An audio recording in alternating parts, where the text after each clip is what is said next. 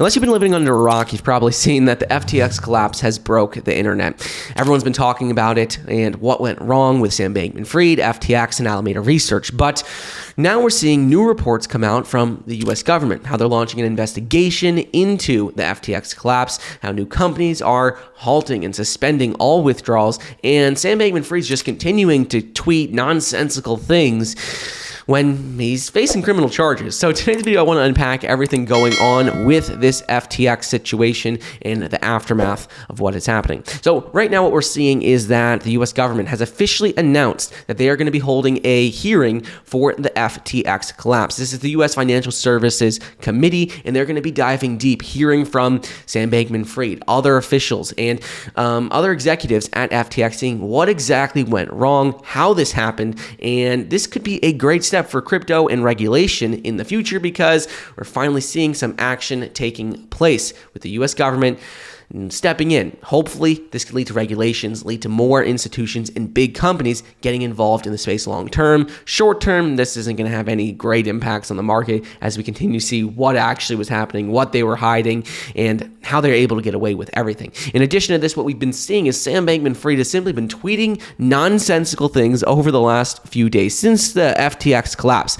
And this is where it gets interesting. When we start looking at Sam Bankman-Fried's Twitter, you can see that he just started posting on November 13th random words. He started off with the word "what," then he just tweeted one letter at a time at very random time intervals for the next 2 to 3 days following that. And this caused a lot of concern. And after doing a bit of research, what we can see is that it looks like he was trying to avoid detection bots, saying that his total tweet count was remaining the same. And you could see this right here, that when it retrieves his tweet count, it ultimately remained the same because he would delete a tweet and then post one of these random letters in between. That is why he posted at such random times. He was probably scrolling through his feed, seeing what tweets could potentially incriminate him, and he would post that individual letter at the same time that he was deleting the tweet to avoid detection from these Twitter bots.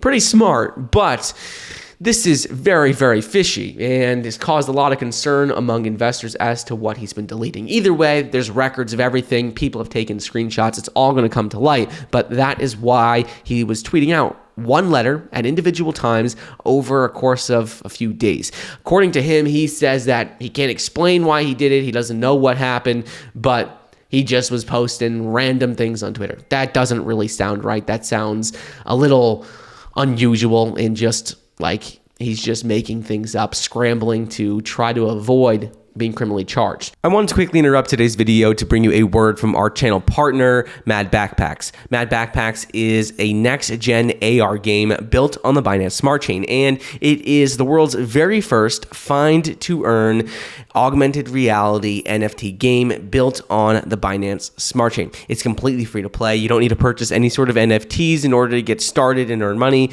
All you need to do is open up the app and start playing. The way it works is each player has an upgradable backpack in the game, and with a single tap of a button, you can scan your surroundings and the nearest coins are displayed on the map. All you then have to do is pick one, follow it, and play a mini game. You can use your backpack to catch a coin that moves from side to side, and the more you are away from a coin, the more in-game tokens you get paid. There are two different types of in-game tokens. The first is WWMB, which is the in-game utility token, and the other is WWY, which is their governance token. In addition to this, you can also earn more money by going to their built-in NFT marketplace, where you can buy additional backpacks and increase your potential earnings even more. The cool thing about this game is that while it is an augmented reality game, you don't need anything other than your phone and a little bit of time to start earning money. Whether you're alone, you're with friends, you're exercising, you're on a run, all you need to do is move,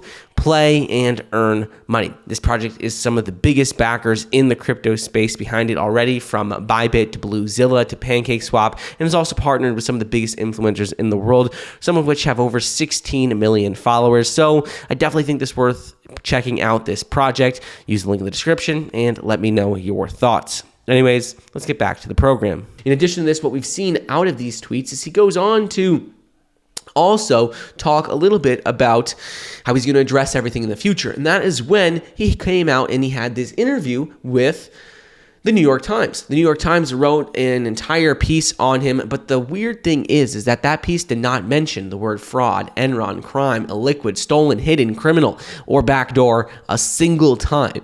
It didn't address anything that investors are worried about and people are concerned about.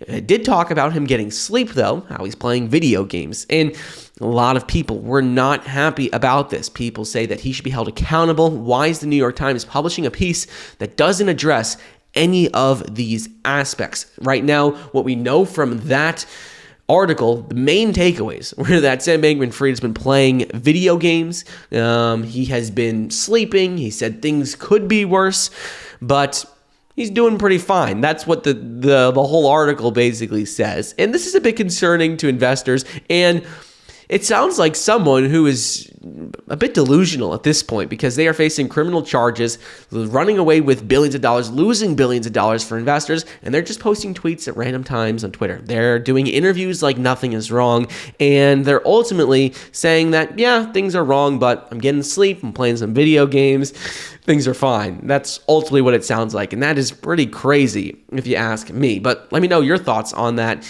in the comments. In addition to just saying he's getting some sleep and he's playing video games, in this piece, he also comes out and says that he is trying to raise cash to repay customers despite the recent bankruptcy filings. And he talked about this on Twitter as well. He says that, look, my one goal is to do right by customers. I'm contributing what I can to doing so. I'm meeting in person with regulators and working with teams so we can ultimately make it right for customers. And he says right now, he is trying to raise liquidity, make customers whole again, and restart. But the problem is once you lose people's trust, it's going to be very hard, and if not impossible, to ever regain it. Yes, we have seen other failed companies, their founders go about raising more money, like the founder of WeWork. He went on to then go raise money for other ventures, but this is completely different. This is a very different situation with a crypto exchange that had tens of billions of dollars of people's investments. A lot of these investors were institutional and bigger name investors, and I don't think he's going to be able to raise money. Would you give money to someone who just had a $30 billion valuation go down to zero in a day? Would you start giving them money to repay customers when things are not transparent at all? I wouldn't, but he says that that's what they're trying to do. Those are the steps. Again, this seems like someone that doesn't really recognize what is going on in the world right now with how people are viewing the situation, criminal charges you're facing. You're tweeting random things. You're going on interviews. You're saying you're going to try to raise money. Meanwhile, people have lost their life savings because you were playing around with people's funds. It just seems like you're delusional. You're not really focusing on what's going on, what people are actually experiencing right now. Last few things is that the impact of the FTX collapse is continuing to unfold in real time. We've seen over the last couple of days that many new companies have come out and said that they're filing for bankruptcy. They're having to halt and suspend all customer deposits and withdrawals, and we're just starting to see the impacts of this. What we're seeing is one of the biggest ones is that Genesis, they said their Genesis's $2.8 billion crypto lending unit has halted and suspended all customer withdrawals. The parent company of Genesis, which is interesting, is DCG. And DCG is also the parent company of Grayscale. Grayscale owns $11 billion worth of Bitcoin. So this could be a big problem if Genesis's $2.8 billion crypto lending unit is halting withdrawals. What happens if they go bankrupt? What happens to then the Grayscale's $11 billion worth of Bitcoin? Like, this is a big problem that's just starting to unfold. In addition to this, because of what happened with FTX, we're also seeing that BlockFi is preparing for a potential bankruptcy. Crypto lender Salt just halted all customer withdrawals. We're seeing Australia-based crypto exchange Digital Surge halted and suspended all deposits and withdrawals on their platform. And we're seeing new reports come out almost every single day from crypto hedge funds to crypto lending platforms to crypto exchanges saying we can't run our operations because of what happened with FTX. And this is just still unfolding. So I'll keep you updated on what's going on, but this is currently the aftermath of what has happened with crypto and FTX. The good news, the one thing with good news is that what we are seeing with this is that Right now, we are going to see more regulations in place for the crypto market as a result of everything going on. Exchanges are being much more transparent. They're